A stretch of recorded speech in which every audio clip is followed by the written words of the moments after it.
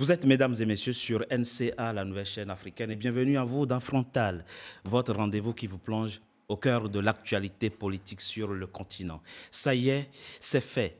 Le Conseil constitutionnel ivoirien a proclamé ce mardi 4 novembre définitivement élu le président sortant Alassane Ouattara avec 89,77% des suffrages. Après sa prestation de serment, l'homme entamera son 4e mandat, soit le 2e mandat de la 3e République. C'est donc l'épilogue d'un processus électoral assez tendu qui aura tenu en haleine les Ivoiriens, mais pas seulement. Alors, quels sont les enseignements véritables de cette présidentielle houleuse qui vient de s'achever et surtout, quels sont les défis du nouveau quinquennat du président Alassane Ouattara? Plusieurs invités avec moi pour en parler. Tiekoura Aboubakar Diaby, vous êtes un homme heureux. En ce moment, vous avez été un des membres de campagne. Vous avez été en charge de la campagne du président, du candidat Alassane Ouattara, délégué en charge de l'organisation et du protocole de la section française du RHDP, le parti au pouvoir. Alors le président Alassane Ouattara réussira-t-il à réconcilier les Ivoiriens qui auront été fracturés par cette présidentielle qui s'achève? On en parle au cours de cette émission. Merci. Merci bien. Merci d'avoir accepté notre invitation. Pascal Logbou, l'homme amer qui ne décolère pas. Mais que pensez-vous de la victoire définitive de l'homme que vous accusez d'avoir écarté de la présidentielle, le leader de votre parti, l'ancien président ivoirien Laurent Gbagbo? Vous êtes justement le représentant en France du PPACI, le parti de Laurent Gbagbo. On en parle au cours de cette émission. Merci. Bonjour Richard, merci de m'avoir invité. Ogina Sea, membre du bureau politique du PDCI RDA, l'homme lucide qui n'était pas toujours d'accord avec les stratégies, ou du moins avec tout au sein de son parti, mais qui, par discipline, s'est plié à tout. Vous avez exclu tout plan B. La fin de l'histoire vous donne des raisons. On en parle au cours de cette émission. Merci. Bonjour, merci Ogina Sea d'avoir accepté notre invitation. Et le deuxième homme heureux et autour de cette table s'appelle Sigata Ouattara, vice-président de l'Union des cadres de la section française du RHDP, le parti au pouvoir. Quels sont les défis du nouveau président qui commence pour le président Alassane Ouattara et pour votre pays, la Côte d'Ivoire? On en parle au cours de cette émission. Merci. Merci d'avoir accepté notre invitation. Et j'ai avec moi ma consoeur Karine Oriot. Vous êtes journaliste, analyste politique, par ailleurs directrice de l'information de Quotient Life. Merci, consoeur. Merci beaucoup, Richard, pour l'invitation. Comme toujours, ce sont eux qui ont le dernier mot et tout processus électoral finit par eux.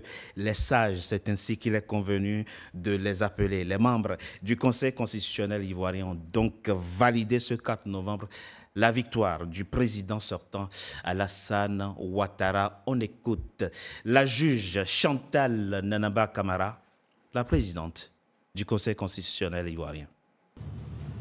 Considérant que la juridiction constitutionnelle n'a enregistré aucune réclamation, que par ailleurs, l'examen des procès-verbaux ne révèle aucune irrégularité de nature à entacher la sincérité du scrutin ou à affecter le résultat d'ensemble, conférant ainsi au scrutin toute sa légalité et sa légitimité, qu'il échait de proclamer le résultat définitif de l'élection du président de la République du 25 octobre 2025, ainsi qu'il suit. Nombre d'inscrits, 8 568 456. Nombre de votants, 4 292 474. Taux de participation, 50,10%. Bulletin blanc, 66 788. Bulletin nul, 105 156. Suffrage exprimé, 4 187 318 ont obtenu. Monsieur Alassane Ouattara, 3 759 030 voix, soit 89,77%. Karine Orio, comment commencer cette émission sans une pensée pour ces Ivoiriens qui ont inutilement perdu la vie au cours de ce processus électoral? Et on pense notamment à ce gendarme dont la vocation était de servir la République et de protéger les citoyens et qui lui aussi aura perdu la vie.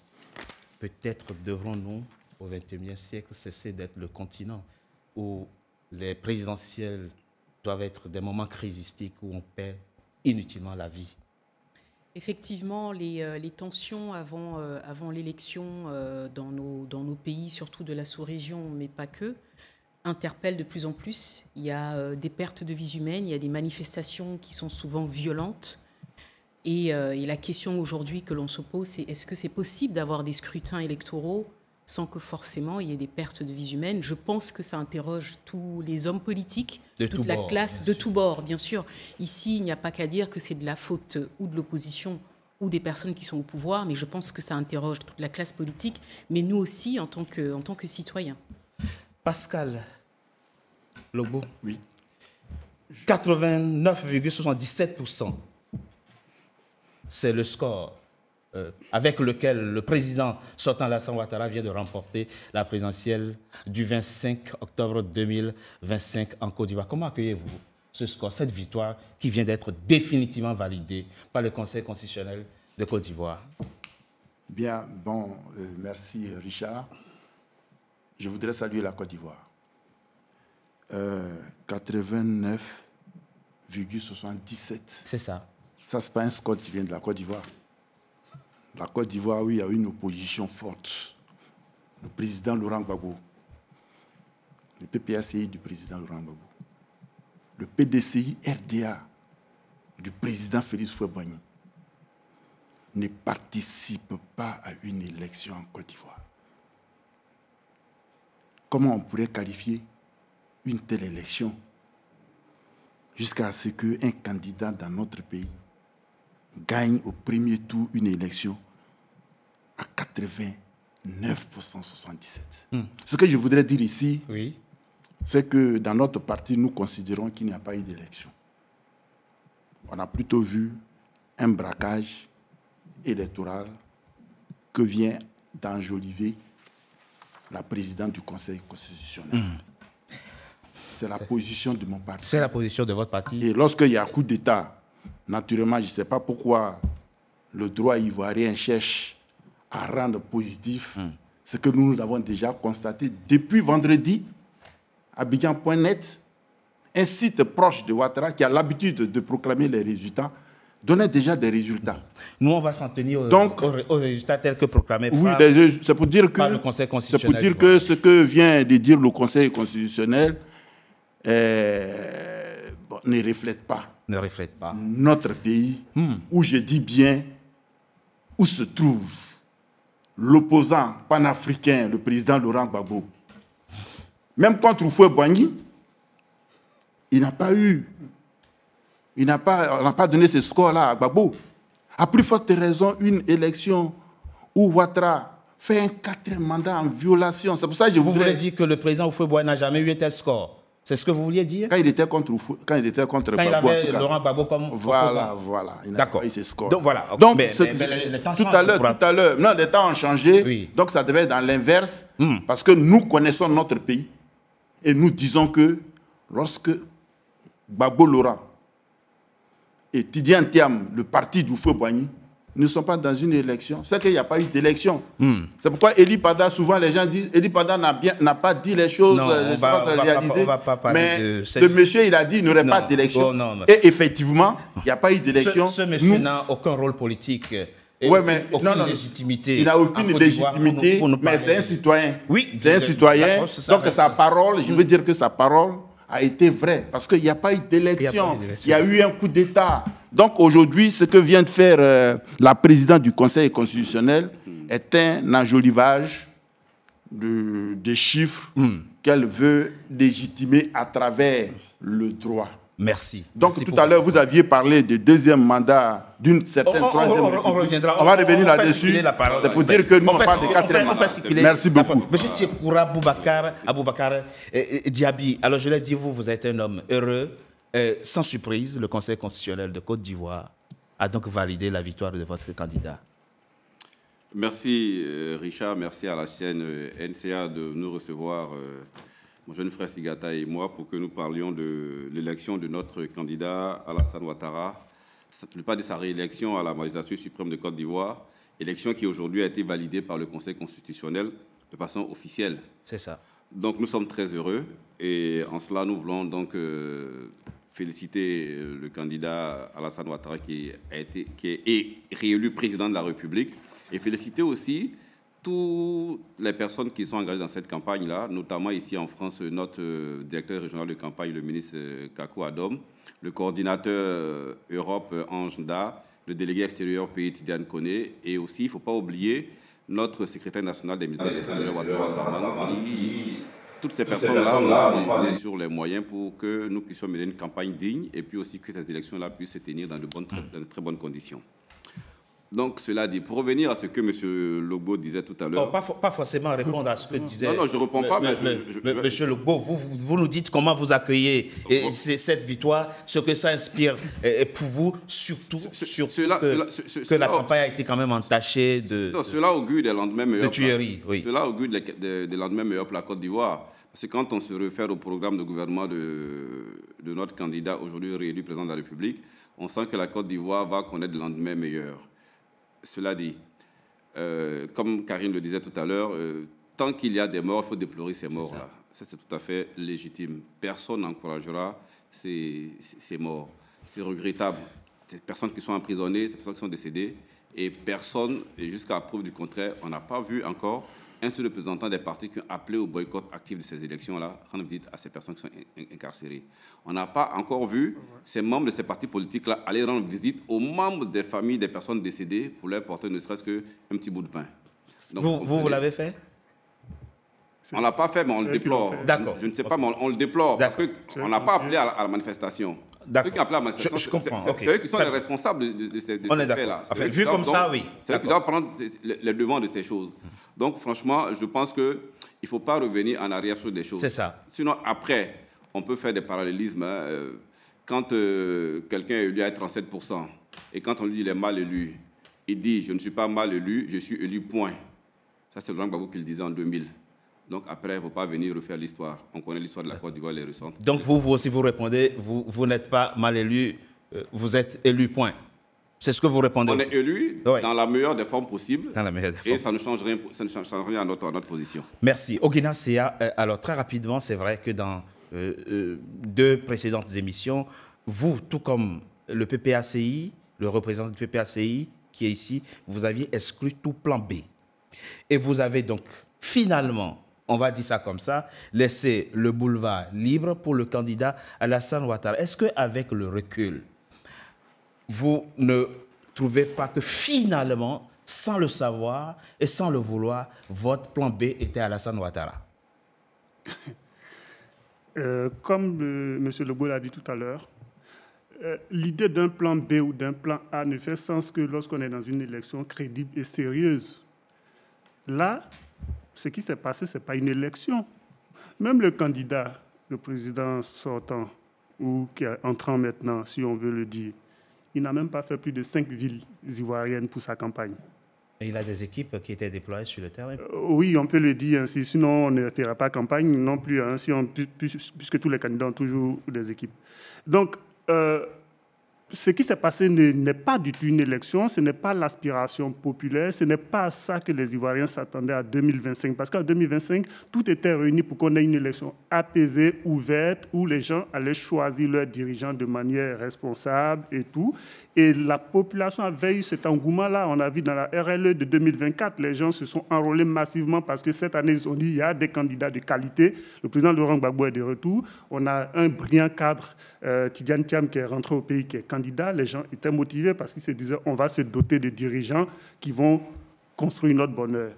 Alors, on s'est heurté à un parti qui a théorisé la violence comme outil de maintien au pouvoir et qui a tout verrouillé, qui a exclu les candidats, qui a tout cadenassé, qui s'est choisi une petite palette de figurants et qui est parti se présenter à une élection dont le score étonnerait Staline lui-même, un score stalinien, où si Staline même le regarde, il va dire non mais les gars, arrêtez, en 2025, on ne peut pas se permettre ça. Même si Staline vivait en 2025, il ne se donnerait pas ce score, surtout dans un pays comme la Côte d'Ivoire, où on connaît le spectre politique, on sait que c'est un triangle équilatéral, bon, relativement équilatéral, on connaît les positions, on connaît la sociologie du vote, on ne peut pas se permettre ça.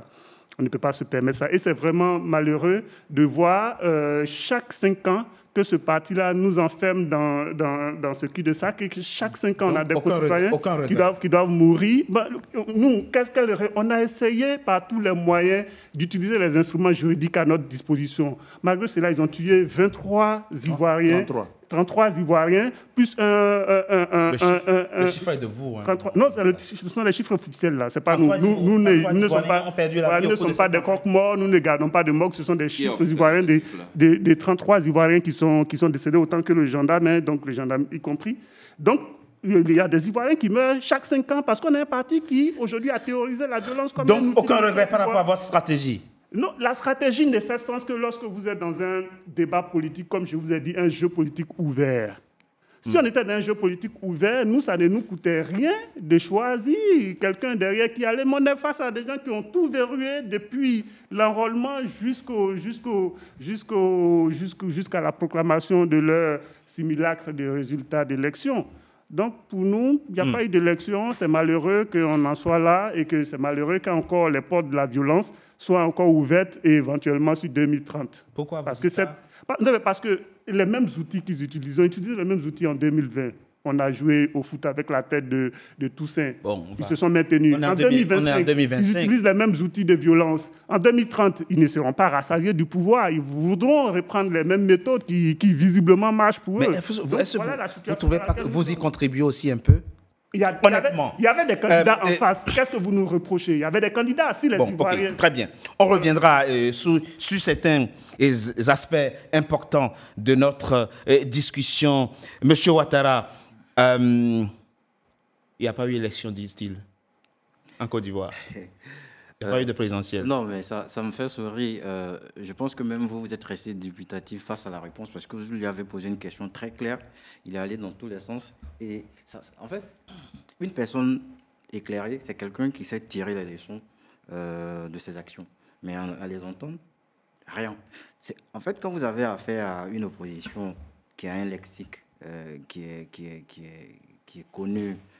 C'est quoi le lexique de l'autre? C'est ce qu'ils ont répété. Oui, on avait des candidats, on a écarté, tout est verrouillé. Mais il y a une forme de il y a une forme d'incohérence tant dans la posture que dans leur démarche.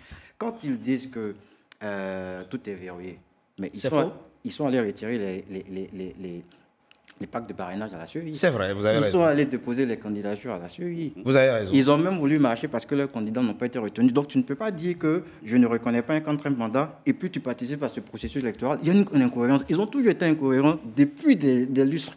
Et ça ne nous étonne pas. Nous disons que la démocratie, là, ce n'est pas un buffet où on vient prendre ce que nous aurions, on s'en va. Nous sommes dans un état de droit. Nous sommes dans un état de droit. Nous avons une belle opposition, et je salue même l'opposition qui a participé justement à ces élections-là, qui ont fait preuve d'un esprit républicain, et nous avons fait ces élections-là, et je salue même la maturité, non, c'est l'occasion pour moi de saluer la maturité du peuple ivoirien, qui a choisi d'aller aux urnes. Le taux de participation est quand même faible. Par rapport à quoi? Par rapport à quel levier? Mais l'idéal dans un processus électoral réussi, c'est que tous les électeurs participent au vote. Ouais, dans quel pays? Donnez-moi un pays où tous les électeurs ont voté, où on a eu un score de 100%. Non, mais pas 100%. Mais... Non, arrêtez. Non, je pense que ne vous laissez pas. Non, moi je me laisse pas personne. Ce taux, en dehors du taux. Donc vous, le taux vous importe peu? Le taux de participation? Nous avons un bon taux. Et ce n'est pas tant les chiffres qui dérangent. Il ne faut pas accuser les chiffres. D'accord. On ne peut pas accuser les chiffres. Ils sont de vous. Hein. Les chiffres sont cohérents par rapport à ce qui se fait depuis nos élections en Côte d'Ivoire. La seule fois où on a eu un pic, C'était en 2010 où on a atteint les 80%.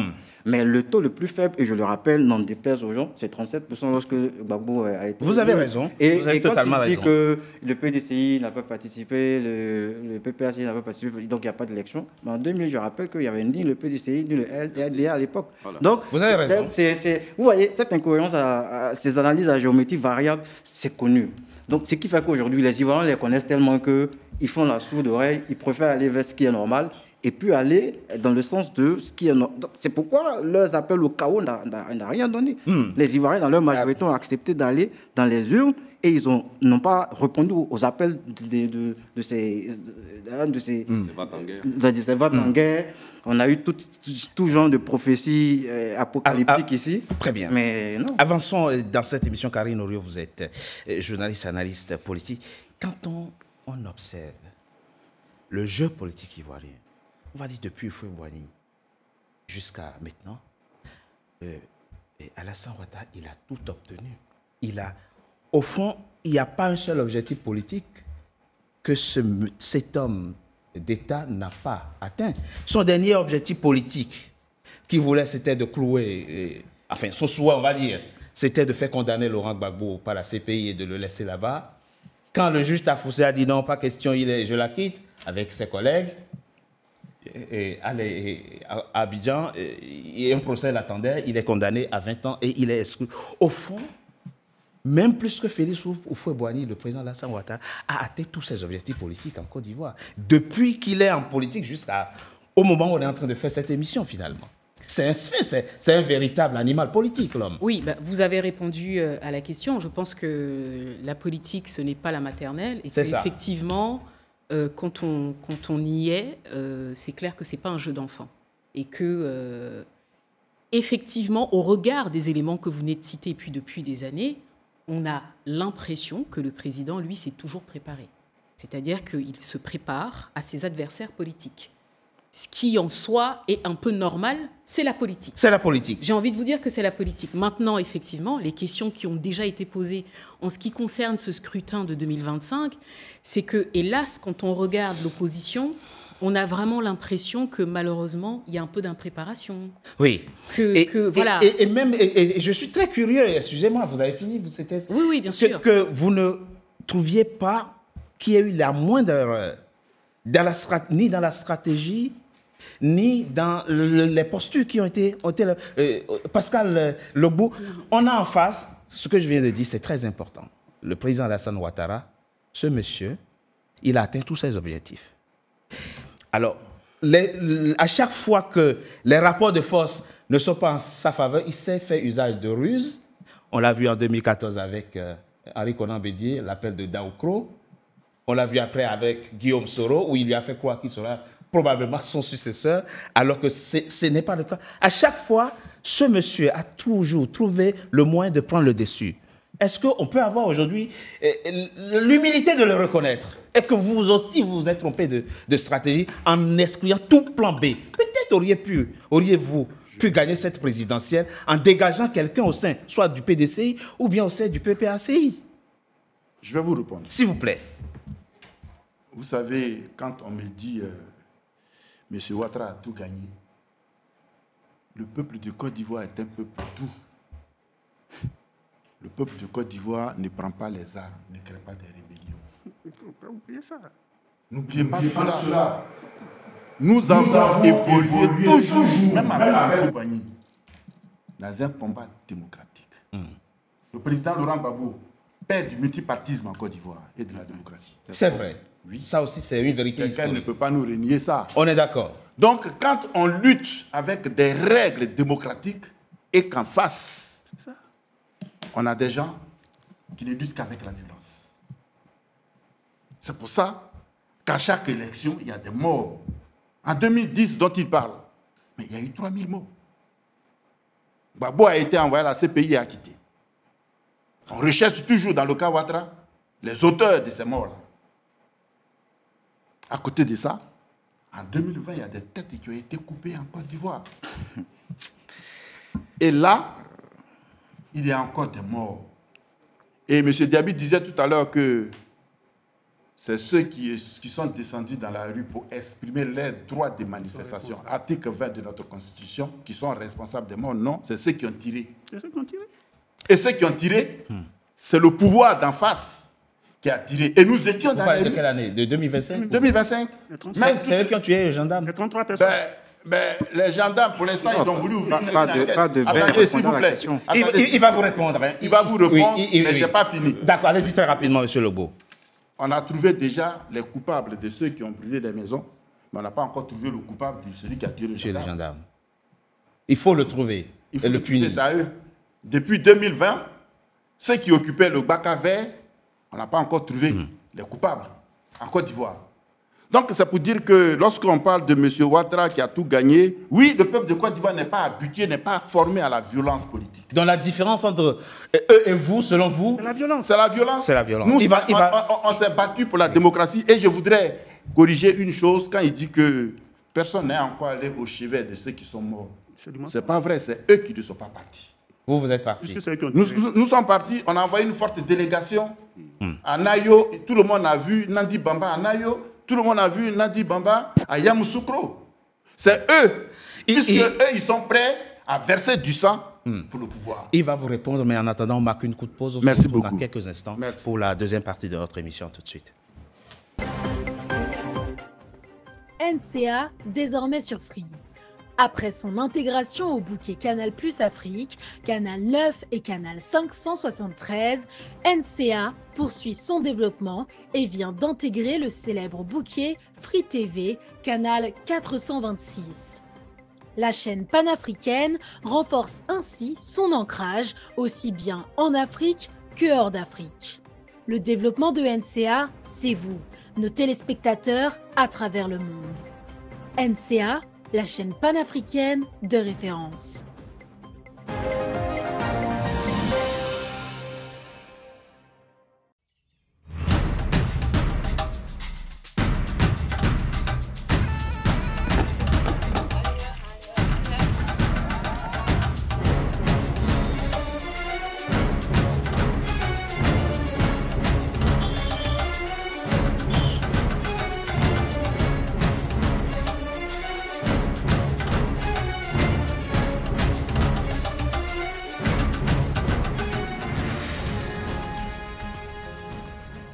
NCA, la nouvelle chaîne africaine. NCA, the New African Channel. Deuxième partie de Frontal, votre rendez-vous politique, dont le numéro de ce jour est consacré à la Côte d'Ivoire, où le candidat Alassane Ouattara vient d'être définitivement proclamé réélu par le Conseil constitutionnel ivoirien avec 89,77% des suffrages. Tiekoura Aboubakar Diaby, vous vouliez répondre à Pascal Logbo, qui estimait que la différence entre l'opposition ivoirienne et le RHDP, c'est la violence. Qui serait de votre côté? Je voudrais que M. Logbo n'ait pas la mémoire courte, qu'il ne soit pas amnésique. En 1990, à l'introduction du multipartisme en Côte d'Ivoire, il y a eu l'irruption du FPI dans le jeu politique en Côte d'Ivoire. Les premiers morts ont commencé avec l'irruption du FPI en Côte d'Ivoire. Peut-être qu'il oublie cela. Le FPI a toujours été de tout le temps un parti violent. Un parti qui n'a jamais accepté l'ordre établi et qui usait de toutes les stratégies, de tous les stratagèmes pour pouvoir arriver au pouvoir. À telle enseigne que Gbagbo Laurent a été accusé de boulanger, d'enfarineur. Le président de la République, Alassane Ouattara... Pas des criminels. J'arrive, laissez-moi parler. Le président de la République, Alassane Ouattara, a pratiqué tout le personnel politique de la Côte d'Ivoire. C'est vrai. Chacun de ces personnages, il les connaît. Et avant d'arriver au pouvoir, méthodiquement, il s'est organisé. Méthodiquement, il s'est organisé. Et tout ce qu'il fait, depuis lors jusqu'à aujourd'hui, c'est de façon très structurée et très méthodique. Donc, excusez-nous d'être organisé. Non, je le dis. Et il vous a ramené en 2010, à la rébellion en 2010. J'arrive. Ok, d'accord. Je n'ai pas fini. Quand ils sont arrivés au pouvoir, de façon très calamiteuse, eux-mêmes le disent, il y avait en Côte d'Ivoire ce qu'on appelait l'ivoirité. Mise en scène par le PDCI, il est là, instrumentalisé par Gueye, et fait et cause transformée en gestion du pouvoir par le FPI. dans la Côte d'Ivoire de Laurent Gbagbo, il y avait, les Ivoiriens étaient catégorisés, stigmatisés. Par quelle loi? Et c'est ce qui a été la base de tout ce qui a envoyé comme division entre les Ivoiriens. Aujourd'hui, ils peuvent s'asseoir sur les plateaux, dire cela, mais les Ivoiriens n'ont pas le droit. Des Ivoiriens du Nord ne pouvaient pas traverser le pays, venir à Abidjan, sans qu'il y ait des contrôles, impétueux, où régulièrement il y a des morts. Après un mois, même dans l'armée, et je voulais rappeler ce qu'il est en train de dire, le président burkinabé d'alors, Blaise Compaoré, Oui. les militaires que le général Gueye appelait les jeunes gens, quand ils sont arrivés au Burkina, le président Blaise Compaoré appelait Laurent Gbagbo. Si je ne dis pas la vérité, qui me contredisent, pour lui dire que vous avez des jeunes soldats ici, chez moi, qui sont en train de s'entraîner. Qu'est-ce qu'il a dit? Je vois le dos du nageur. Je sais ce que je veux faire. On peut rentrer chez quelqu'un s'entraîner. Donc maintenant, qu'ils viennent dire que le président de la République a organisé une rébellion, mais quelle est la preuve tangible qu'il a pour dire que le président de la République a organisé une rébellion? Il n'a aucune preuve. Donc ça suffit quand même, à un moment donné, il faut être assez responsable. En fait, on a l'impression que votre mindset est bloqué de 2000 à 2010. Même si on vous dit que vous avez gouverné le pays, là, à un moment donné, vous avez refuté votre gouvernance. Soyons sérieux, de un. Allez-y rapidement. Vous dites aussi que les manifestations qui ont lieu, le pouvoir est responsable de ces morts. Je dis non. Et jusqu'à preuve du contraire, aujourd'hui, on n'a pas encore le nombre exact de personnes décédées dans ces circonstances-là. Mais les manifestants ne se sont pas tués entre eux? Ça, c'est un naïo après. Et ça, il faut pouvoir trouver les causes profondes de naïo. Les causes profondes de naïo, il faut pouvoir les trouver. Maintenant, quand on vous dit, par un décret, pour dire que pendant une certaine période, les marches sont interdites, vous ne participez à aucune élection. Mais sur les réseaux sociaux, de façon directe ou indirecte, vous appelez les Ivoiriens à l'incivisme, au boycott actif. Et vous les poussez à aller dans la rue. Mais qu'est-ce que vous voulez que l'État fasse? Vous allez tuer? Non, il ne va pas tuer. C'est ce qui a été fait par les C'est incongru ce que vous dites. C'est incongru. Écoutez-moi, c'est incongru. C'est incongru. Parce que quand vous dites, même ici, il y a comment on appelle, il y a le maintien de l'ordre qui existe. Et on tue. On vous dit qu'une marche est interdite. Mais quand vous allez et que vous venez à une marche avec des armes, donc c'est normal aussi. C'est normal aussi qu'après la répression, je ne dis pas qu'on vous tue. Je ne dis pas qu'on vous tue. Vous n'avez pas de preuves. Hein? Non, mais, je vais vous envoyer. Laissez-moi finir. Et mieux, si je fais finissez rapidement. Quand je fais un retour en arrière, on a des discours de Laurent Gbagbo parce que vous voulez montrer aux républicains, vous voulez montrer que le RHDP est un parti. Non. Mais quand on parle des discours de Laurent Gbagbo, on va pas refaire. C'est important parce que qu'est-ce qu'il a dit, Laurent Gbagbo? Il veut s'absoudre un certain nombre de choses que je ne suis pas d'accord. Laurent Gbagbo dit. Il dit à la CRS de mater, de tuer les comment on appelle. Si. Les opposants. Et après, on va demander des comptes. Dans une vidéo, il a appelé les CRS à tuer. Mais nous, on vient de la CPI et vous aviez 89 témoins là-bas. On était à la CPI avec lui et vous aviez envoyé 89 témoins. Est-ce que vous avez donné ces preuves-là que Laurent Gbagbo a demandé à la police nationale de tuer? Monsieur, n'allez pas instrumentaliser la CPI. Laissez la CPI en dehors de ces choses-là. On sait en Côte d'Ivoire qui est responsable de quoi. De façon très très contemporaine, on le sait. Vous n'allez pas ici. Mais vous l'avez envoyé là-bas. Alors, s'il vous plaît. La CPI n'a pas. Monsieur Lobo, on va laisser Ogina. Avec nos amis du RDS, si on ne régule pas la parole, les autres ne pourront pas en placer une. Ce que je veux dire, c'est qu'en Côte d'Ivoire, de 1960 jusqu'à 1990, il n'y a jamais eu de titre de séjour. C'est-à-dire que vous soyez étranger ou un national ivoirien, il n'y avait rien pour vous différencier. Vous savez qui a mis le premier titre de séjour en place? C'est le premier ministre Alassane Ouattara. Finalement, ça fait quoi, finalement, au Gabon? Au Gabon, il y a le titre de séjour. Non, c'est le premier ministre, c'est lui qui a commencé à stigmatiser les étrangers. Parce qu'avant, on ne les distinguait pas. Un national comme un étranger, il n'y avait pas de titre de séjour. D'accord. Donc la question de l'ivoirité, dites-vous, a été nourrie et instrumentalisée par eux. Très bien, d'accord. Maintenant, pour revenir... Ça n'existait pas. Pour revenir... On parle de 90. Mais ça n'existait pas, l'ivoirité. S'il vous plaît. Allez-y, monsieur Céa. C'est comme ça. Ça, c'est la violence verbale. Allez-y. Mais si on était en Côte d'Ivoire, elle serait Allez-y. très vite Allez-y. passée à la violence physique. Allez-y. Et ça, nous sommes habitués à ça avec eux aujourd'hui parce qu'ils ont théorisé la chose. Plus Chaque de 5 ans, plus ils de vont tuer des marque. Ivoiriens Allez-y. et puis Allez-y. l'affaire est pliée et ils remplissent en fait. Changer de- Et ça aura ses limites. Donc, ce que je veux dire, c'est qu'on a l'impression que les gens, ils vivent dans un monde parallèle. Et pour eux, ce qui compte, c'est juste la conservation du pouvoir. Et c'est ce Mais qu'il pourquoi faut. vous luttez pour avoir le pouvoir alors? Nous ne luttons conservation. pas Par tous les moyens. C'est la même chose, donc arrêtez Pas- de non, mais c'est pas- On le laisse, mot. on laisse monsieur Sia finir. par tous les moyens. Vous savez, nous sommes des concitoyens. Parce que souvent, quand pour vous, tout se limite au pouvoir. En fait, là, ce que nous sommes en train de faire, c'est comment construire un Absolument, avenir la pour les Côte d'Ivoire de générations demain. futures. Absolument. Vous ne semblez La, pas- la, La président- problématique la ne se résume parenthèse pas à présidentielle, avoir- elle est finie. Elle est passée, elle est finie maintenant. Non. Il faut qu'on... Vous n'avez jamais contribué à ce que la Côte d'Ivoire avance. Non, ne faites pas comme Ah, si la vous Côte voulez d'Ivoire. que la Vous aurez la Ah parole bon, tout à l'heure la pour Côte d'Ivoire, répondre. vous Allez-y, êtes s'il arrivé vous plaît, en s'il vous plaît, s'il vous 2011, plaît. après Vous aurez- avoir fait une rébellion, une guerre en 2002, Apportez les après preuves. avoir fait Les preuves tuer existent. 3000 Ivoiriens. Apportez les Ouais, preuves. les preuves existent. Donc, Il y a deux cas qui se sont affrontés en 2010. Il y a un camp qui a été jugé, jugé non coupable. rébellion, là, les que preuves. vous-même, vous avez choisi non, vos tribunaux. Vous calmez-vous. l'avez amené dans vos propres tribunaux. Calmez-vous, Vous on avez peut- été jugés là-bas, vous avez été acquittés. Calmez-vous. Donc, à un moment S'il vous donné, plaît, qui a monsieur tué Legault. À un moment donné, il faut aller- donc, on ne peut pas arriver en 2011, après avoir fait des conflits précédemment, D'accord, très bien. après avoir fracturé le tissu social économique ivoirien, et puis venir penser que la Côte d'Ivoire Ah, est à partir de 2011. le tissu économique est fracturé. Non, le tissu social, est je veux dire, fracturé. le tissu social. Aujourd'hui, de toute façon, en ce le moment tissu social, oui. Mais Ah, le tissu social, d'accord. C'est pour ça que dans votre introduction, quand vous disiez que la Côte d'Ivoire, l'élection, non, ce n'est pas l'élection qui a divisé la Côte d'Ivoire. Les Ivoiriens sont divisés. C'est juste qu'aujourd'hui, on a des gens qui ont l'ubris du pouvoir, qui ont toute C'est- la puissance, oui. et les autres sont obligés de murmurer Mais leur on douleur. doit en fait. écouter ce que ça, vous dites, ce qui se c'est passe. important. On doit écouter. Monsieur Ouattara, alors c'est important aussi. Il faut dire les choses. Oui.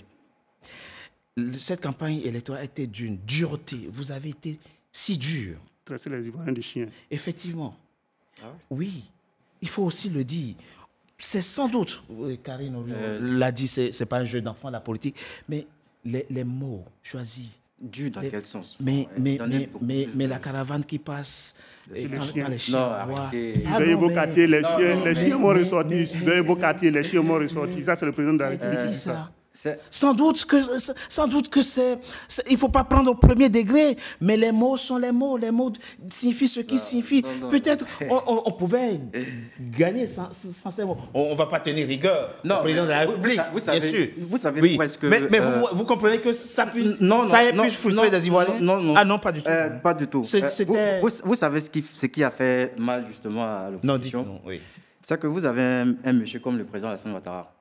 Tous les observateurs du monde savent que c'est quelqu'un qui ne parle pas. C'est vrai. Il n'a pas- Je il l'ai a- déjà dit dans plusieurs Voilà, émissions. il parle pas Il comme- n'invective pas, il ne répond pas à Voilà, tout. c'est Effectivement, un il homme prend de la d'État, hauteur. Oui. un Mais, homme qui mais, a- voilà. mais là, il s'est lâché quand même. Effectivement. Donc, les quelques rares fois où il sort, Oui, il se lâche. les gens veulent aller dans tous les sens. D'accord. Tout le Comme monde ça. sait que ce proverbe est un proverbe d'origine arabe qui est connu dans le monde oriental. Oui, Et ça ah veut bon? juste dire. Oui. Et ça, j'ai fait des recherches. Ah, Vous mais pouvez allez-y, voir. allez-y, ben, Cette allez-y. expression signifie que les critiques, les oppositions ou les railleries n'empêchent pas d'avancer. Elle est utilisée pour illustrer la détermination ou l'indifférence face au jugement extérieur. Et le commentaire Pour la qui dire- suit, pour et le dire que commentaire qui suit, surveillez vos quartiers, les chiens vont ressortir. Ça aussi, ça fait partie de l'expression. Parce qu'à un moment donné, Le bec là, laissez-le à un moment parler là. donné, Non, je lui le donne président toute Alassane la- Ouattara Non, dit, il n'a pas besoin. ce qui a été nous dit. restons concentrés Oui. sur la On stratégie comprend. dans la campagne, avançons. Parce Mais- que mais vous n'êtes pas le arabe. succès, La Côte d'Ivoire n'est pas un pays non, arabe. le succès du RHDP et la dame l'a si bien relevé, est la résultante d'un travail sérieux. Nous Ça ne aussi- faisons ça aussi, rien c'est au vrai. hasard. Ça aussi, c'est vrai. Il y a longtemps que nous travaillons sur les élections, il y a longtemps que, même les législatives, là, on ne va pas se lever, nous travaillons depuis longtemps. Quand vous avez en face une opposition qui passe tout son temps à boycotter des processus, qui font beaucoup plus de bruit sur les réseaux sociaux que d'organiser le parti, et qu'au jour des élections, ils se réveillent comme dans un coma, c'est triste. Ce n'est pas la faute à nous. On est totalement d'accord. Vous n'êtes pas responsable de leur stratégie à eux. On est totalement, d'accord. Avançons dans ce débat. Et chers invités, je viens à vous tout à l'heure, Karine Orion. Le président, peu importe ce que vous dites de sa réélection, il est élu. La Côte d'Ivoire a désormais un président pour les 5 ans qui viennent. Ça, je ne vois pas autre possibilité nommer la chose. Il y a un président qui est là, il va prêter serment dans quelques petites semaines, probablement début décembre, et il sera le président de tous les Ivoiriens. Voilà. La question c'est, est-ce que vous maintenez la même stratégie de boycott ou bien vous participerez aux élections législatives, puisque vous avez maintenant jusqu'au 12 novembre, si j'ai une bonne mémoire, pour déposer vos dossiers afin qu'il y ait à l'Assemblée nationale des représentants de toutes les composantes socio-professionnelles et confessionnelles dans l'hémicycle. Est-ce qu'on laisse de côté, on oublie les stratégies, les vieilles stratégies d'octobre 2025 pour avancer et pour aller aux législatives? Je vais vous répondre. S'il vous plaît. Vous savez, je reviens là-dessus. Un citoyen qui a fait un plaquage pour s'installer au pouvoir en s'appuyant sur un certain droit n'a pas de mandat. Voilà. Parce que le mandat, il s'obtient par le peuple.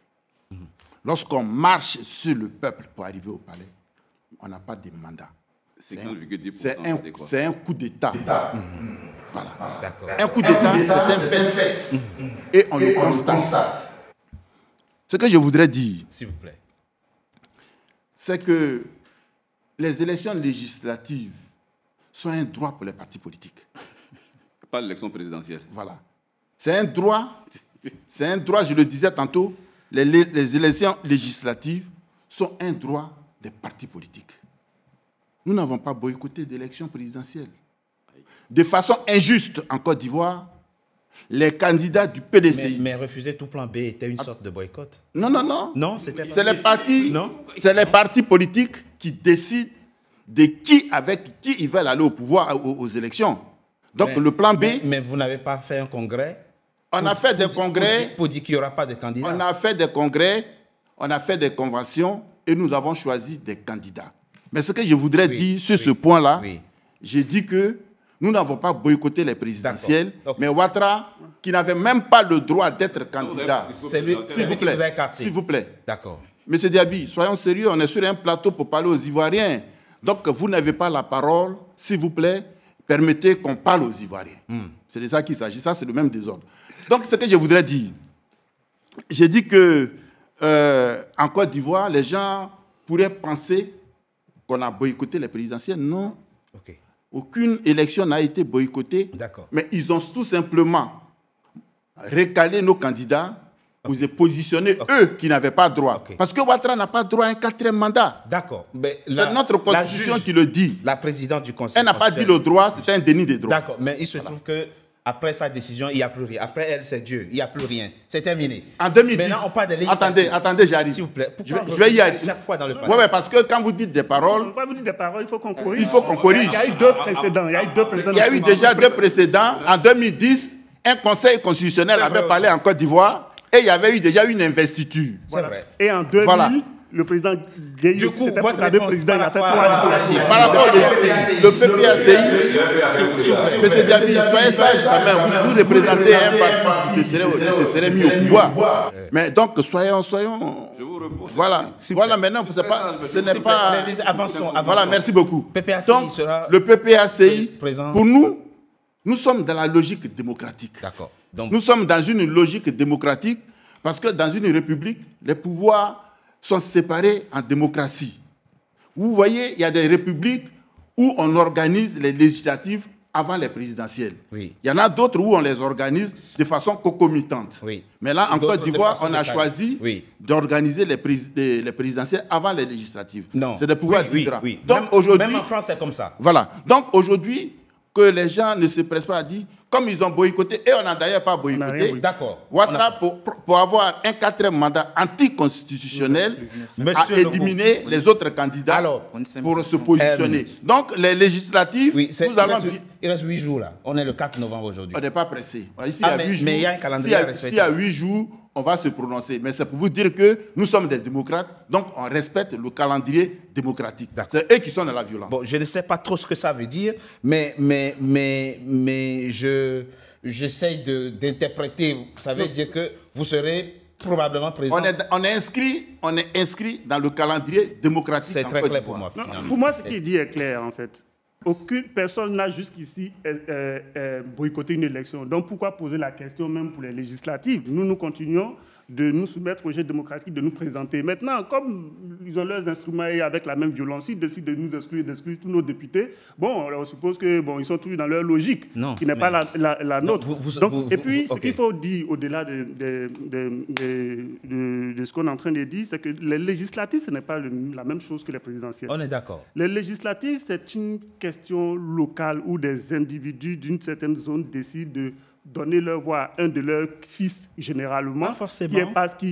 Généralement. Oui, généralement, bien sûr. Qui va défendre, porter leur voix au niveau national. Bien sûr. Donc, un parti, les présidents de partis, je pense que leurs pouvoirs sont limités quant à la décision d'un parti d'y aller ou de ne pas y aller. Parce que si vous y allez, les populations locales peuvent dire « Ah non, notre fils, tu vas faire, il faut laisser. » Parce que le parti n'est pas... Le parti, c'est une belle analyse. Voilà, c'est un véhicule politique. Ce n'est pas le parti qui va imposer. Bon, chez eux, c'est comme une secte, donc le parti impose tout. Mais les parents peuvent dire « Notre fils, nous, on veut que tu portes notre voix.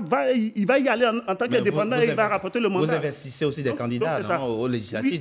Oui, le parti identifie dans telle zone, on voit que tel fils, il a l'approbation des populations de cette zone. Nous, on décide de dire, vas-y, parmi nos cadres, on pense que tu es bien pour réussir là. Donc, il n'y a pas de sujet. Et ce débat-là, en fait, les gens d'en face insistent là-dessus parce que pour eux, aller aux législatives sous-entend qu'on accepte le braquage qu'ils ont fait au présidentiel. Ce qui est tout à fait faux. Nous maintenons notre ligne et nous continuons d'utiliser tous les instruments démocratiques pour nous opposer au coup d'État qui a été fait par le président. Parce que génériquement, institutionnellement, l'Assemblée nationale contrôle l'action gouvernementale, entre autres. Oui, ça contrôle aussi les braquages, oui. Bon, donc, si vous êtes à l'Assemblée nationale, c'est que vous acceptez le principe qu'il y a un exécutif. Oui, un braqueur avec qui on sera plus regardant. Monsieur C.A. Bon, alors, c'est compris. Très bien. Moi, je voudrais dire quelque chose. Non, pas bien. S'il vous plaît. Vous êtes deux. Karine Orio. Vous êtes deux à parler au nom du RADP. S'il vous plaît, on avance dans cette émission. Vous défendez les mêmes... Non, pas du tout. Karine Orio, là, il semble percevoir le piège parce que s'ils refont le même coup qu'ils ont fait le 25 octobre, les autres seront sans pitié. Ils vont rafler tous les sièges. Ils auront une Assemblée nationale monocolore et peut-être même 2030, c'est une nouvelle république qui les attend parce qu'ils n'auront aucun état d'âme, finalement. Oui, bien sûr. En tout cas, je pense que vous le savez mieux que moi, la politique de la chaise vide ne paye pas et qu'effectivement, la question qui survient, c'est que malgré effectivement les subtilités que vous expliquez sur le fait de désigner un député qui aille représenter, etc., c'est aussi important que les partis de l'opposition jouent leurs cartes, parce que vous l'avez dit vous-même, c'est deux scrutins qui sont peut-être différents, mais la démocratie sur le plan local se joue aussi là-dessus. Il faut comprendre les lois, il faut, etc. Et c'est le meilleur pouvoir, finalement, puisque c'est le pouvoir du peuple. On retient comme conclusion que le PPACI et le PDCI RDA seront bien présents dans cette législative dont la date de clôture du dépôt des dossiers est fixée pour le 12 novembre. Quels sont les défis du nouveau quinquennat? Je propose qu'on marque une coup de pause. On se retrouve, s'il vous plaît, dans quelques instants. Vous aurez le temps de répondre, bien entendu. On se retrouve dans quelques instants, à la fois pour aborder et pour que vous apportiez vos réponses et pour qu'on se projette maintenant.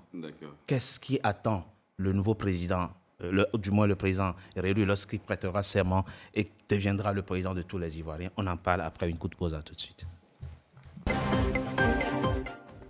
NCA, désormais sur Free.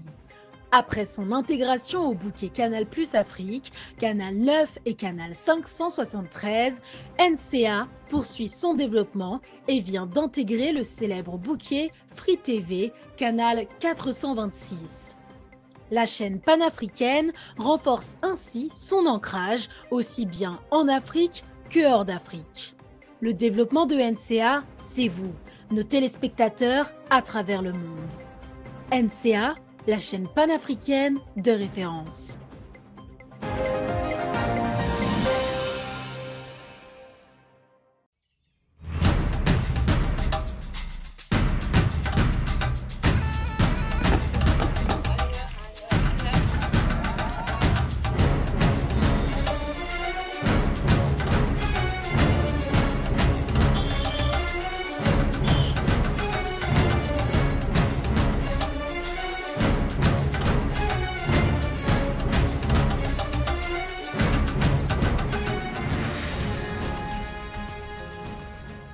NCA, la nouvelle chaîne africaine.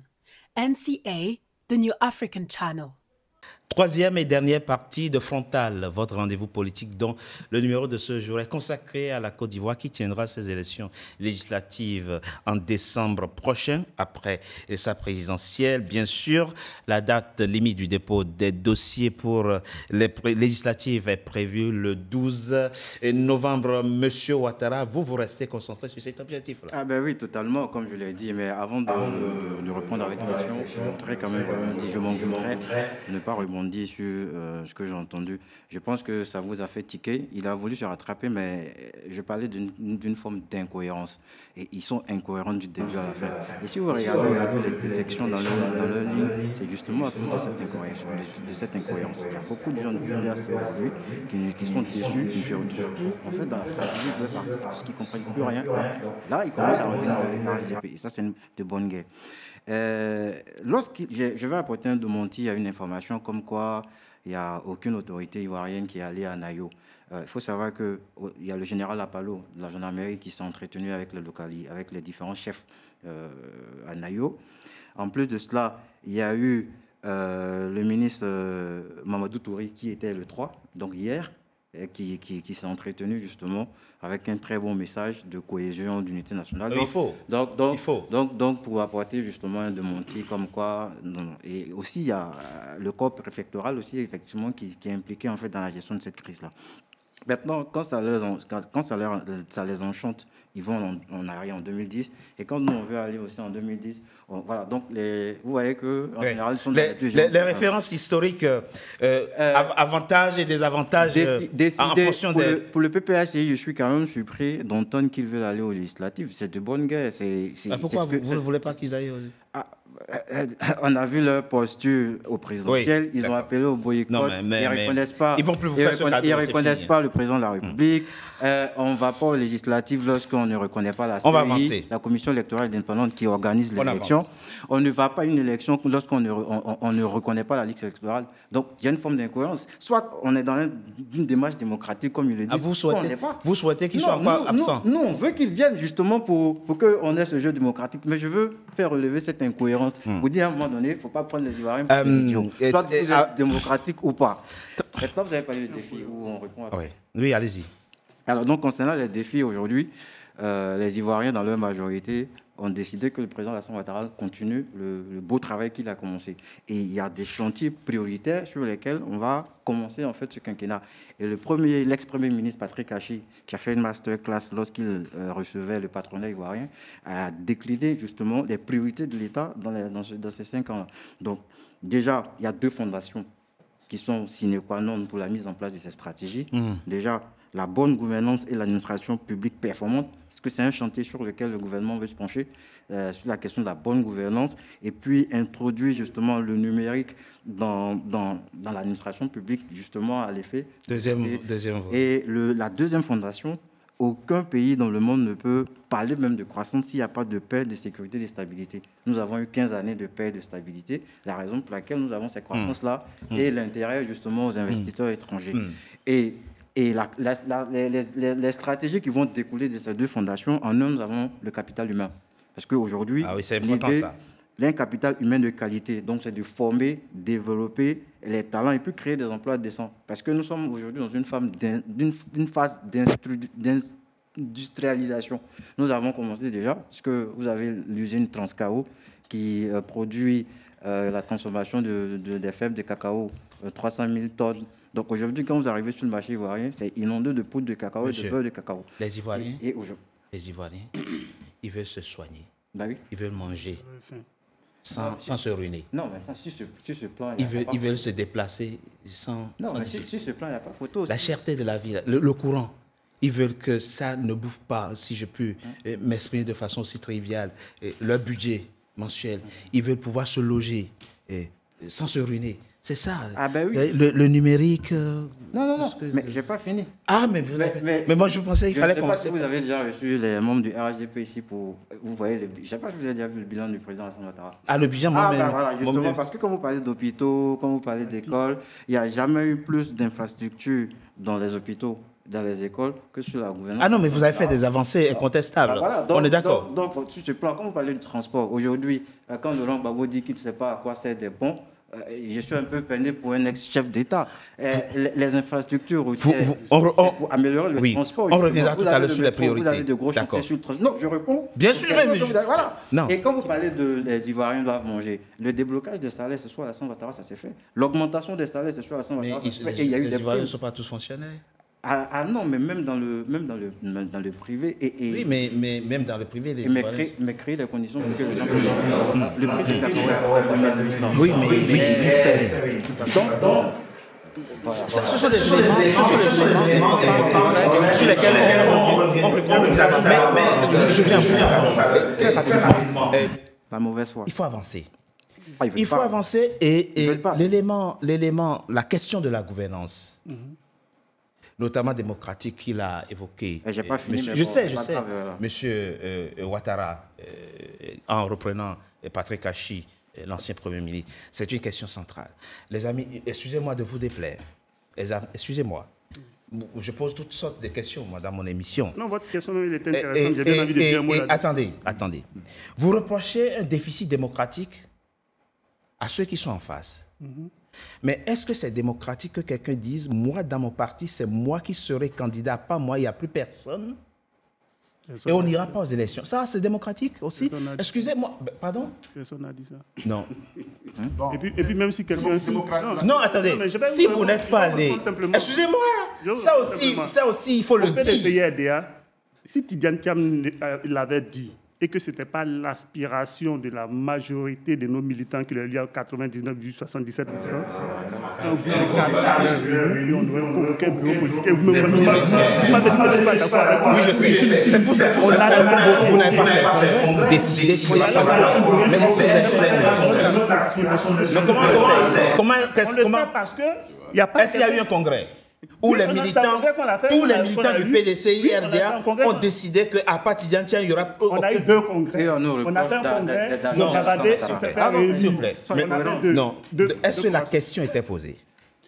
Pardon? Est-ce que la question était posée? La question du... Est-ce que vous êtes d'accord qu'à partir d'un il n'y aura aucun autre candidat? Mais c'est ce que je vous explique dans nos textes. Nos textes disent... Je vous explique comment nos textes marchent. Dans nos textes, il y a 2 personnes qui peuvent décider de convoquer le collège électoral qui prend ce genre de décisions. D'accord. Il y a soit le président, qui est une institution entière dans le PDCI, il y a soit le bureau politique. Et le bureau politique, c'est quelques individus comme moi, je suis membre du bureau politique. C'est ça. Si on n'était pas d'accord, si on pensait que nous amenait dans le mur, on aurait pris cette décision. C'est parce qu'on sait que le problème ne se situe pas au niveau de la tête. Le pauvre Assalé, qu'est-ce qu'il a fait pour être exclu? Donc, quand on nous parle de plan B, on allait prendre un plan B qui allait mettre ces gens-là en danger, ils allaient l'exclure. Donc, c'est pour ça qu'on est resté sur pour mener le combat. Donc, si vous n'avez pas parlé de plan B, c'est parce que vous pensez qu'à l'avance, le processus était confisqué. Il est confisqué. Depuis le début, ils ont commencé par la RLE. La loi dit que chaque année, il faut enrôler les gens pour que les nouveaux majeurs... Maintenant, il n'y aura pas de RRE avant les législatives. Il n'y aura même pas en 2025. D'accord, mais vous allez quand même aux législatives. Non, nous on va aux législatives parce que je vous dis ça, c'est compliqué. Maintenant, le défi dont vous parlez pour le nouveau mandat.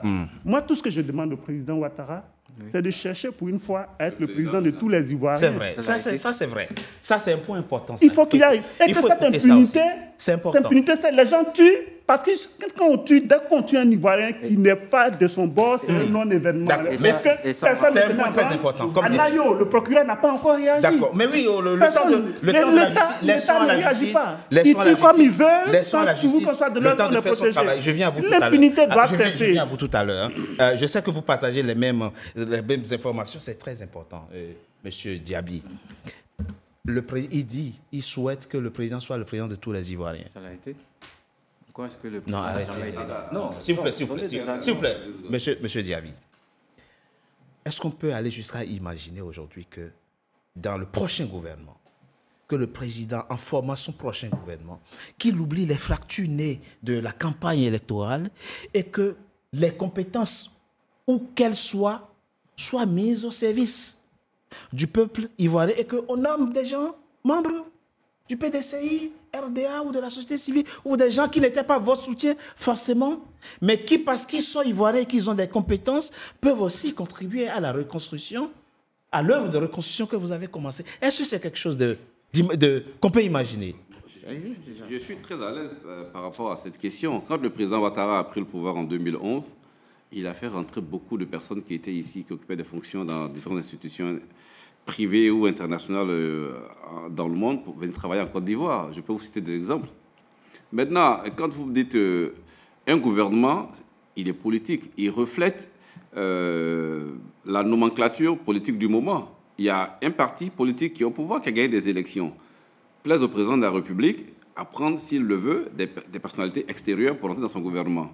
Ça fait 15 ans qu'ils sont... Non, les membres, il y a des membres du PDC qui sont... Maintenant, c'est RHDP qui ont été et qui sont restés dans le gouvernement et qui sont devenus RHDP. Et chaque jour que Dieu fait, il y a des membres des partis politiques de l'opposition qui viennent au RHDP aussi, qui occupent des fonctions. Donc, il faut démissionner de son parti et de vous... Pas forcément. Avant de... Pas forcément. Pas forcément. Pourquoi? Parce que il y a même aussi des des postes où on fait des appels à candidature, où tout le monde vient candidater. Ce n'est pas forcément, les cas du RHDP. Mais vous avez compris ma question. J'ai compris votre question. Mais pour vous dire que vous parlez après comme une espèce de gouvernement d'union nationale. Et ça fait 15 ans. C'est ce que vous dites. Ils sont dans l'opposition. Oh, mais après, j'arrive. Non, laissez-moi finir. Ça va faire 20 ans. Laissez-moi finir. Vous parlez tout à l'heure de stratégie. Vous voyez? Des personnes qui ne sont pas capables de reconnaître leurs erreurs. Et quand vous leur posez la question, pourquoi est-ce que vous n'avez pas sorti de plan B, ils vous disent que c'est les tests. Mais là, ils parlent de textes.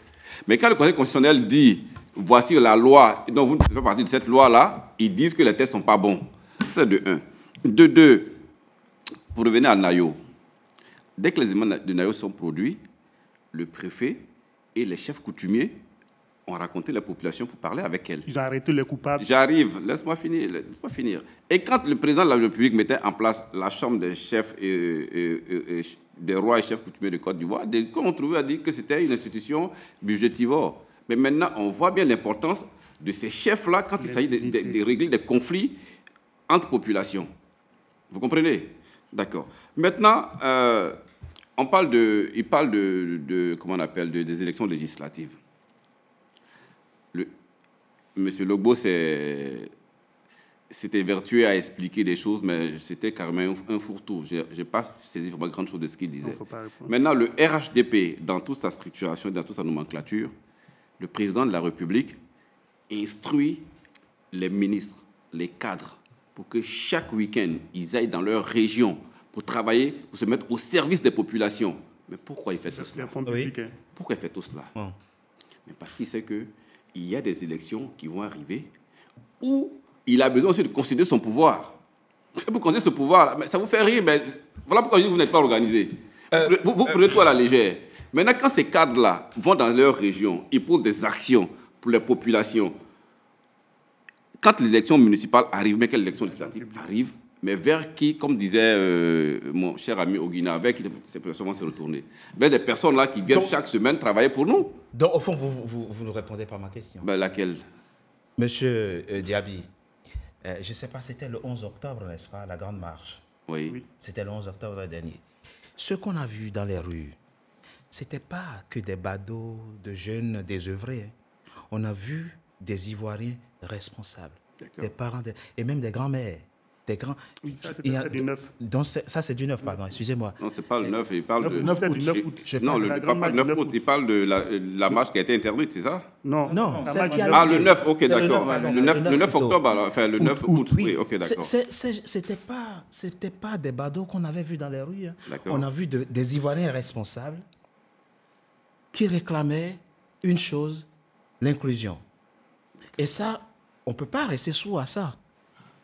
C'est pour ça que je vous posais la question. Je vous réponds. Est-ce que vous avez pris la mesure de ça? Je vous réponds. Pour mener, comment on appelle, ce genre de manifestation, vous allez comprendre pourquoi, il aurait fallu qu'il y ait d'abord une autorisation. Et l'autorisation étant donnée, la manifestation a été comment on appelle, encadrée comme il se devait. Oui. Ça a permis à toute la population, bien sûr, tout le monde... proches du PPAC ou du PPAC. C'est ça, et ils étaient nombreux. Parler. C'est de bonne guerre. Bien sûr. Si le RHDP aussi veut organiser une manifestation, j'arrive, parce qu'il faut faire le parallèle ici. D'accord. Si le RHDP aussi veut organiser une manifestation, il y aura aussi... Mais vous êtes déjà au pouvoir. Le même jour, non, il faut déjà au pouvoir. Non, c'est pas les mêmes enjeux. Oui, c'est pas les mêmes enjeux. Mais maintenant, ce que vous demandez, et je vous ai déjà répondu, peut-être que vous n'avez pas fait attention, que former un gouvernement d'union nationale, peut-être qu'il y a une crise dans le pays. Mais on ne voit pas la crise. Il n'y a pas de crise. Il n'y a pas de crise. Donc c'est parti pour 5 ans. Donc maintenant, si le président de la République décide que je veux mettre telle ou telle personnalité, c'est à lui de décider. Maintenant, est-ce que si on prend une personnalité du PDC, du PPAC pour mettre dans le gouvernement, qu'est-ce que dirait leur parti politique? Déjà ça dépend si c'est dans le cadre d'un dialogue national de réconciliation. Parce que vous êtes puisqu'on estime qu'il n'y a pas de crise. Bon, voilà, c'est ça. Voilà, pour avoir un dialogue de réconciliation, il faut qu'il y ait une crise. Voilà, il n'y en a pas. Et c'est la fin, malheureusement, de cette émission. Allez-y très rapidement, Monsieur Legault, votre mot de la fin. Merci beaucoup. Lorsqu'on donne un ministre de la République le rôle des partis dans sa région pour participer au développement, je veux vous dire qu'avec le rattrapage ethnique, ce n'est pas dans toutes les régions qu'il y a un ministre. Aussi, le RDR parle d'incohérence, parce que nous disons qu'il faut respecter le schéma démocratique en partant aux législatives. Et ils trouvent ça incohérent. Mais en 2001, le RDR était au municipal. Ils ont d'abord refusé d'aller aux législatives. Mais sous Gbagbo qui ne les reconnaissait pas, mais ils étaient partis au municipal. Ils étaient partis au municipal. Et ils sont restés là à prendre les régions en otage et ils ont continué à préparer la rébellion, à financer la rébellion qui devrait plus tard réussir son coup d'État en 2011. Il faut que M. Legault... Non, je veux pas te laisser parler. Non, c'est pas grave, je suis d'accord. Non, il y a quelque chose, il faut que tu puisses accepter. Je suis très calme. On est venu sur ce plateau pour parler du bilan. Mais j'allais y arriver. J'arrive, pas du bilan. Mais c'est ma parole. Non, c'est pas ta parole parce que tu ne fais que revenir en arrière sur des choses. Non, mais si, on n'est pas là pour parler de cela. On avance pour rester bloqué. Allez, on avance. Ça ne sert à rien. Il faut me laisser. Allez-y rapidement. Donc, aujourd'hui, il ne faut pas parler d'incohérence parce que nous voulons marcher dans un chemin tracé par la démocratie. Et puis, pour revenir... Votre mot de la fin. Au défi. Voilà. Au défi. Alors, il est le président. Mais nous, il est élu. Vous savez, je vais vous dire une chose. Allez-y, monsieur. Un président qui vient au pouvoir par un coup d'État n'a pas de mandat. Voilà. D'abord, c'est ce que je voulais dire. Donc, non, je n'ai pas fini. Il n'a pas de mandat. Donc, je ne vois pas pourquoi est-ce qu'on s'estimerait sur ce qu'il va faire. Pour nous, il a pris le peuple en otage pour 5 ans. Et ça nous impose une résistance permanente contre ces injustices faites au peuple de Côte d'Ivoire. Très bien, nous sommes le 4 novembre à partir d'aujourd'hui. Dès lors que la victoire est validée, le prochain président de Côte d'Ivoire est connu. Il s'appelle Alassane Ouattara et c'est lui qui va gouverner la Côte d'Ivoire pour les 5 prochaines années. Votre mot de la fin. Bien sûr, ma parole compte quand même ce que j'ai dit. Mais bien sûr, vous êtes ivoirien. Le mot de la fin, ce que je peux dire, je vois que là on n'est pas sorti de l'auberge, quand on entend nos amis. Je suis d'accord les gens, ils sont enfermés dans une obsession de conservation de pouvoir par tous les moyens, par la violence et tout. Et ils pensent que ce modèle, c'est un modèle pérenne qui va leur profiter tout le temps. Et moi, je peux leur dire que ça ne marchera pas toujours. Parce que bien avant, il y a eu des régimes plus forts, plus structurés que ce qu'ils font là. Comme le FPI. Merci. Ce qu'on est en train de faire, là, c'est pour construire l'avenir du pays. Donc, même si par un heureux hasard, ce mandat-là arrive à terme, il faudrait que vous essayiez dans vos partis de convaincre les gens qu'on ne peut pas vivre dans un pays où un camp peut tuer impunément. Là, il y a 33 personnes qui sont mortes. Aucune arrestation. On laisse la justice. Aucune arrestation. Il y a un village qui sont allés naïo, ils ont tiré dans le dos d'une femme de 8 mois, qui est enceinte de 8 mois. Aucune arrestation, aucune sortie du procureur. On ne peut pas vivre dans un pays comme ça. Merci. On ne peut pas construire un pays comme ça. Mot de la fin. Alors, sécurité, vous avez dit, c'est vrai que vous avez fait d'énormes efforts ces 15 dernières années pour sécuriser votre pays, la Côte d'Ivoire, qui reste épargné par le terrorisme, ce mal qui gangrène et la sous-région. C'est vrai que les autorités militaires de votre pays ont réussi à sécuriser ce pays. Donc, vous l'avez dit en énumérant les priorités, sécurisation, paix et sécurité. Et puis, le premier, c'est rendre l'administration ivoirienne plus efficace au service des Ivoiriens. Et nous avons évoqué la question de la cherté de la vie. J'imagine que ça fait partie des priorités aussi. Ah oui, malheureusement, on n'a pas assez de temps. Pardon ? Nous sommes passés de taux de pauvreté de 57 à 30. À 37. Bon, ça, c'est des choses macroéconomiques que le FMI et les institutions. L'Ivoirien en revanche, oui. Je vois que vous venez de passer, et c'est très important aussi de le souligner, que la Côte d'Ivoire va avoir un budget de 17 350 milliards de francs CFA pour le budget 2026. Comparé, c'est une augmentation de 13%. Comparé au budget, vous allez vérifier, il y a 6 000 milliards qui seront empruntés en fait. Oui, mais on est passé en 2011 de 5 000 milliards. La Côte d'Ivoire a commencé, le président a commencé avec un budget de 5 000 milliards. On est aujourd'hui à 17 000 milliards. C'est quelque chose qu'il faut. Si c'est mis au service du peuple ivoirien. Je peux réagir là-dessus. Allez, un mot rapidement. Okay, rapidement. Mais vraiment, une seconde. Bon. Allez, une seconde. Je peux dire que les 5 dernières années, la Côte d'Ivoire se soutient parmi les 5 pays qui ont eu le plus grand taux de progression en termes d'IDH. Vous comprenez? D'accord, ok. Et maintenant, rapidement aussi pour le budget. L'augmentation du budget répond au développement du pays, au développement de l'économie du pays. Et quand on prend de 2011 jusqu'à 2025, tous les progrès réalisés par la Côte d'Ivoire, on voit que ça se compense avec le budget de la Côte d'Ivoire. Mais comme on a dit, développement vous avez parlé de l'IDH, n'est-ce pas? L'indice du développement humain. Le développement humain, c'est pouvoir se soigner sans se ruiner, je l'ai dit. C'est manger. On n'a pas le temps. Et des ministres on reviendra dans d'autres émissions sur... Et des ministres sur place. Vous aussi, vous avez une seconde avant que ma consoeur... Je voudrais terminer mes propos en disant que le président de la République a toujours travaillé pour tous les Ivoiriens. Dans toutes les régions, les grandes régions de Côte d'Ivoire, il y a eu des investissements massifs qui ont été faits. Donc, donc la concentration n'a pas été faite. Quand il parle de... Il n'y a rien dans la mienne. Il est dans la région. Ma région, il est dans la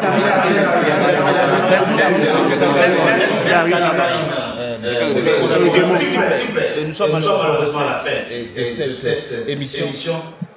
Finalement, ce pays s'en sort pas mal. Même si on peut comprendre les frustrations... Nous ne sommes pas frustrés. Si. Nous voulons améliorer les choses. C'est normal. C'est normal. On va leur souhaiter un quinquennat paisible. Vous faites le décompte macabre à chaque fois. Mais si vous tuez, on a bien de compter. S'il vous plaît, c'est notre conseiller. Il tue, il ne veut pas qu'on compte. Qui a le dernier mot. S'il vous plaît. Bien sûr. On reste... calme et discipliné autour de cette table. Je pense que vous êtes tous revenus là-dessus. C'est les prochains défis, effectivement. C'est effectivement une Côte d'Ivoire un peu plus inclusive, avec toutes les couches de la population, et puis le défi sécuritaire, économique, parce qu'il y a quand même une dette publique qu'il va falloir surveiller, et puis la jeunesse doit être un peu plus impliquée dans toutes les parties du gouvernement. Et puis enfin, j'aimerais dire que la lutte contre la corruption doit aussi être le focus 1400 milliards par an. 1400 milliards. C'est la fin, mesdames et messieurs, de Frontal, votre rendez-vous politique, dont le numéro de ce jour a été consacré à la Côte d'Ivoire, où le Conseil constitutionnel a proclamé ce 4 novembre définitivement élu le président Alassane Ouattara avec 89,77% des suffrages. Merci d'avoir été nombreux en notre compagnie. Je rappelle que NCA est désormais sur le bouquet Canal+, Afrique Canal 9 et Canal 573. Nous sommes également sur Free TV, Canal 426. Encore une fois, merci d'avoir été nombreux en notre compagnie. À très bientôt pour un nouveau numéro de Frontal. NCA, désormais sur Free. Après son intégration au bouquet Canal+ Afrique, Canal 9 et Canal 573, NCA poursuit son développement et vient d'intégrer le célèbre bouquet Free TV, Canal 426. La chaîne panafricaine renforce ainsi son ancrage aussi bien en Afrique que hors d'Afrique. Le développement de NCA, c'est vous, nos téléspectateurs à travers le monde. NCA, la chaîne panafricaine de référence.